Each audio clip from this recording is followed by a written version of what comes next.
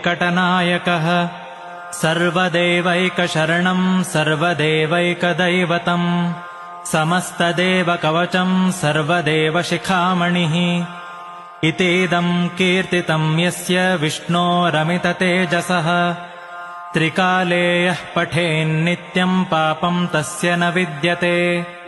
राजद्वारे पठेद्घोरे सङ्ग्रामे रिपुसङ्कटे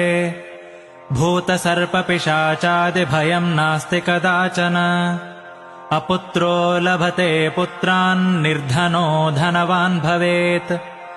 रोगार्तो मुच्यते रोगात् बद्धो मुच्येत बन्धनात् यद्यदिष्टतमं लोके तत्तत् प्राप्नोत्यसंशयः ऐश्वर्यं राजसन्मानं भक्तिमुक्तिफलप्रदम् विष्णोर्लोकैकसोपानं सर्वदुःखैकनाशनम्